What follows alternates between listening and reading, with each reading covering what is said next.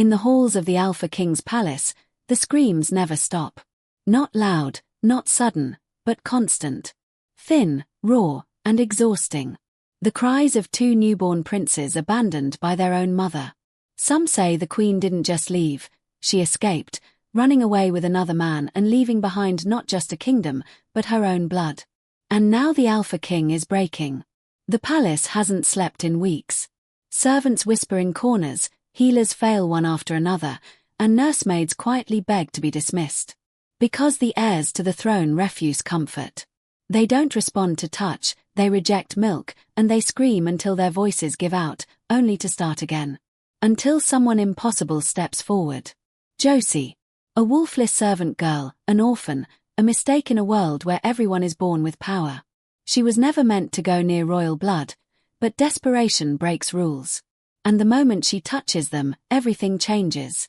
The crying stops, not slowly, not gradually, but instantly. The princes go still, their breathing steadies, and their tiny hands cling to her like they've found something they've been searching for. And suddenly, the entire court is forced to face a question no one dares to say out loud. How can two royal heirs choose someone who isn't even supposed to matter? And worse, what will the Alpha King do when he realizes his sons refuse to let her go? Josie stood elbow-deep in dishwater so filthy it smelled like rot. Grease floated thick on the surface, cold and sticky against her skin. Chef Margrave didn't care, he never did. If he couldn't see his reflection in the bottom, it wasn't clean. Around her, the kitchen was winding down in its usual chaos, plates clattering, boots scraping, voices low but sharp.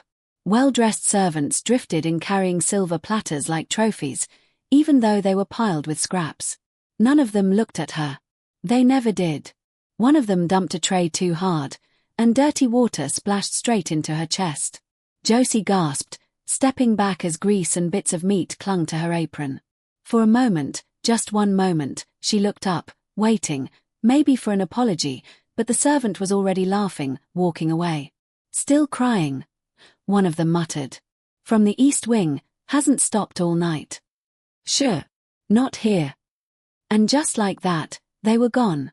Josie swallowed the feeling down like always. One day, she whispered under her breath as she scrubbed harder than necessary. One day they'll see. Who are you talking to? The voice made her stomach drop. Norma stood in the doorway, clean and perfect, her apron spotless in a way Josie's never was. She was younger, but she had a wolf, and that made her everything. No one, Josie said quickly, keeping her eyes down. Rule 1, don't react. Rule 2, don't give them what they want. The apple core hit her temple before she could move. Pain flashed through her head, and the pot slipped from her hands, crashing into the water. Laughter followed, this time not just from the children, but from the adults too. Oi, the chef roared. Clean yourself up and get out. You're dripping everywhere. Yes, chef, she whispered, grabbing a rag that smelled of onions and something sour before hurrying out. The laughter followed her into the corridor like it always did. Her room wasn't really a room. It was a storage cupboard, barely big enough to lie down in. Josie shut the door behind her and stood in the darkness. And then she heard it again, the crying. Faint, distant, but impossible to ignore. It never truly stopped. Sometimes it faded enough that you could pretend everything was normal, but then it came back stronger, sharper, like something was deeply wrong. Not just with the babies, but with the palace itself. Josie curled up on her thin mat and wrapped her arms around her knees. And like always, she thought of King Tristan. She remembered the day he found her in the gardens, small and lost. He hadn't shouted or ignored her. He had knelt down beside her, his voice soft and warm. What's this? A lost little lamb. He had picked her up like she mattered and carried her all the way back himself. Even then, she understood what it meant. He knew what she was, wolfless, different, and still, he let her stay. The king saved you, she whispered into the darkness. He saw something. That had to mean something, didn't it? Her thoughts drifted to the whispers that had spread through the palace. The queen was gone. Some said she ran. Some said she chose someone else. Josie's hands tightened into fists. How could anyone leave him? Leave those babies? The crying seemed louder now, or maybe she just couldn't ignore it anymore. How could she do that? Josie whispered to the empty room. But no answer came. There never was one that if the king finds out how attached you've become, there will be hell to pay. Josie pulled her arm free, shaking her head as if refusing to accept the warning. His Majesty would be pleased, she insisted quietly. His sons are loved. He's kind. He saved me once. He would understand. Paula's expression hardened, her voice dropping lower. Think about what you're saying. But Josie couldn't stop now. The words had been building inside her for too long. They need me. I'm special. Maybe this is why the king saved me. Paula stared at her for a long moment, something almost like pity flickering across her face before it disappeared. You think the king will reward you, she said slowly. Give you a place beside them. She shook her head. Those boys will grow, Josie. And when they do, where will that leave you? Broken? Forgotten? Or worse? Josie's jaw tightened. You don't know that. Paula's voice turned sharp. You are a servant. Never forget it. And with that, she turned and walked away, leaving Josie alone in the corridor with a dream she refused to let die. Deep down, she wanted the king to see her with his sons, to see how much they loved her, and maybe, just maybe, love her too. 3 weeks later, it happened. It was supposed to be an ordinary morning. Josie had dressed the twins, and within seconds they had undone everything, crawling away in opposite directions. Vito, come back here, she laughed, chasing after him as he squealed and moved faster. She caught him just as Theon rushed toward her, arms outstretched. Got you, she gasped, pulling them both close. My little monsters. And then the doors slammed open. The laughter died instantly. King Tristan stood in the doorway, tall and commanding, but there was nothing warm in his face. His eyes were locked on Josie with something far worse than anger. It was disgust. Pure, burning disgust. The room went still. Even the twins froze. Let my children go, he said quietly. What happened next felt unreal. The king moved so fast Josie couldn't react.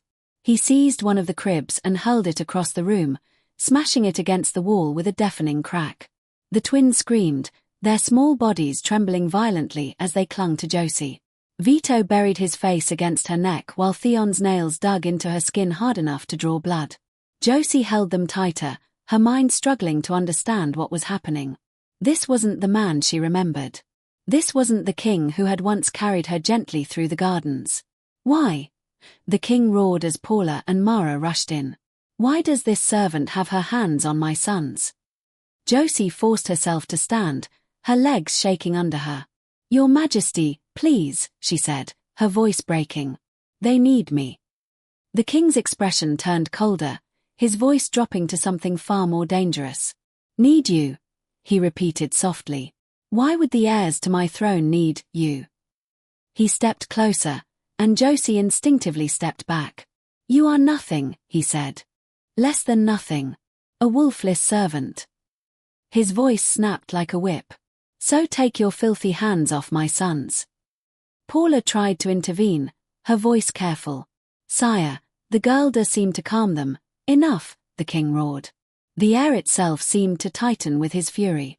If I see her near them again, I will have her whipped and thrown into the woods to die. The words hit harder than any blow.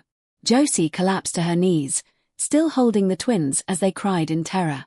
Please, she begged. I'll only come at night. I won't be seen. But it didn't matter. The king stepped forward and tore the twins from her arms.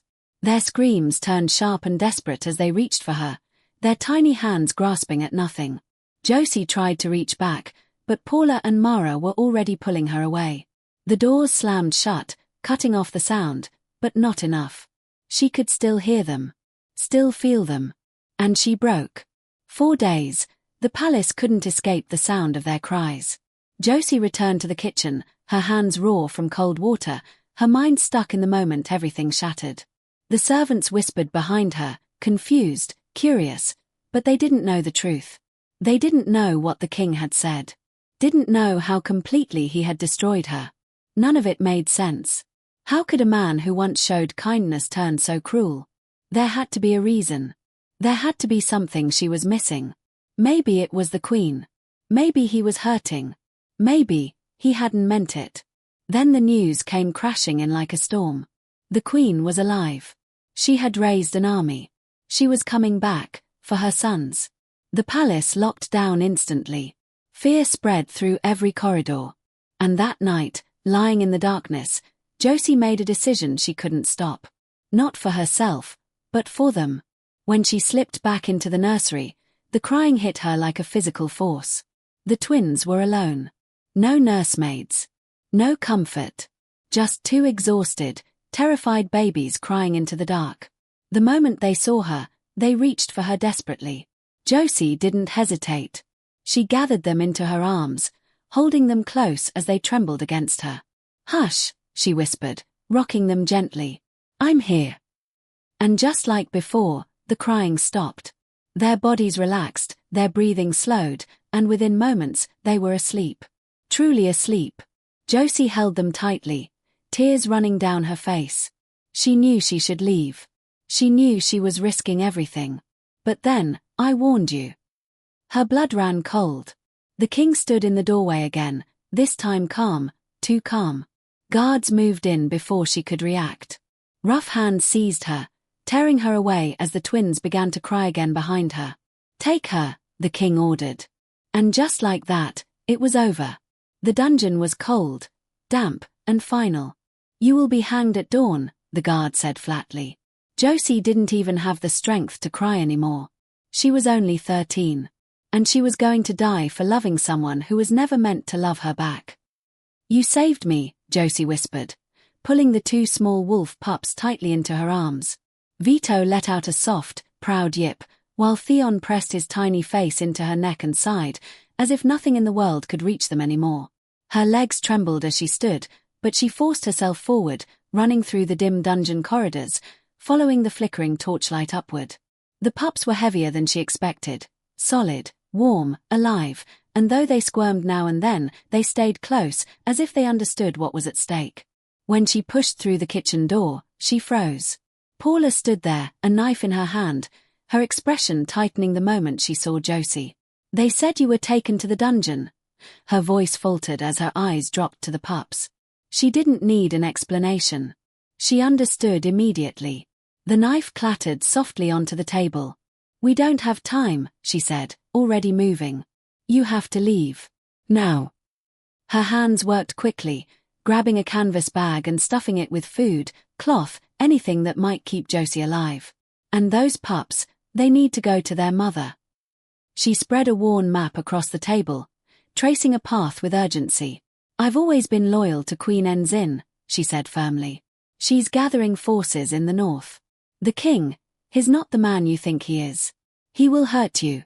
He'll even hurt his own sons." Josie's chest tightened. "Come with me," she whispered, her voice breaking. "Please. I'm scared." Paula's expression softened for just a second, then hardened again. "I can't. I'll stay. I'll confuse them, buy you time. But you have to go now." She pressed the map into Josie's hands and pulled her into a tight embrace. "You're my only family," Josie choked. "I love you." Paula's eyes glistened, but she said nothing. Instead, she dragged a rug aside, revealing a hidden trapdoor. "This leads outside the walls. Follow it. Head northwest. Don't stop." Footsteps echoed in the distance. Voices. They were already searching. "Go," Paula whispered. Josie hesitated only a second before disappearing into the darkness below. The last thing she saw was Paula standing there, watching her go. The forest swallowed her whole. Darkness, cold air, and the sound of her own breathing filled her world as she stumbled forward, clutching the pups. Behind her, the palace faded, but the guilt didn't. Paula was still there. Alone. And Josie had left her. The weight of it pressed against her chest with every step. But she couldn't stop. She wouldn't.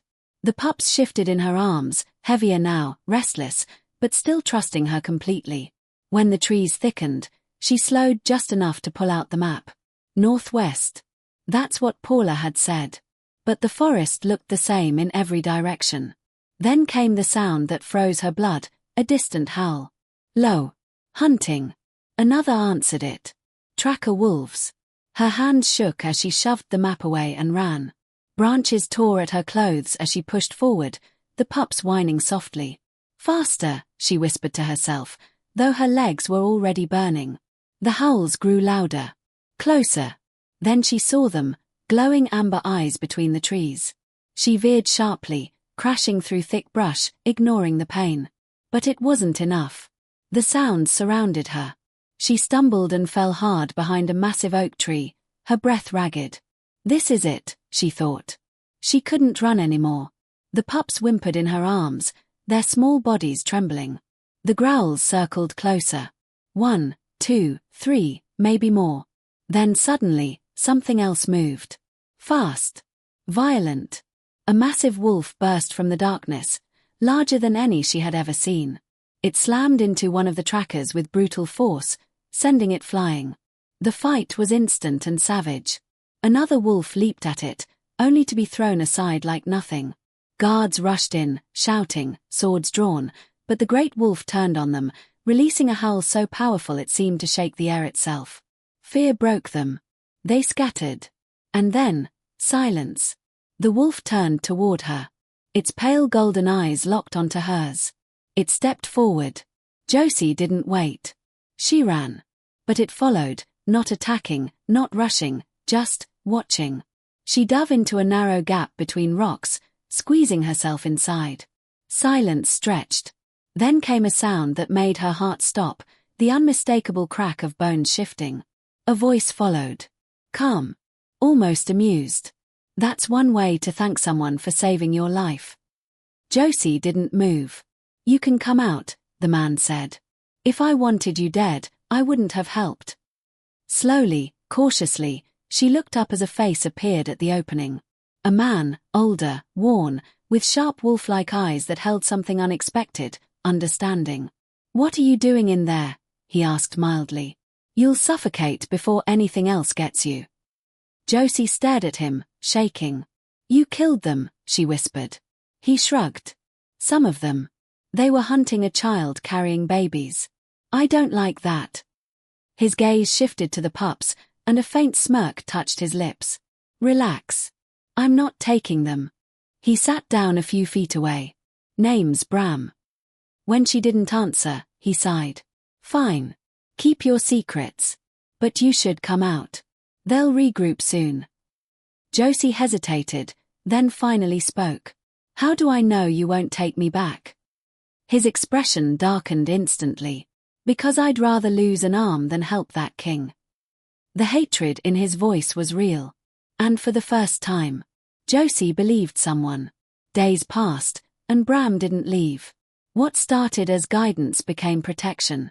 What felt like survival slowly turned into something else, routine, almost peace. He showed her how to set traps, how to move quietly, how to survive. At night, they slept close, Bram in his massive wolf form, Josie against his warmth, the pups curled safely between them. But danger never stayed far.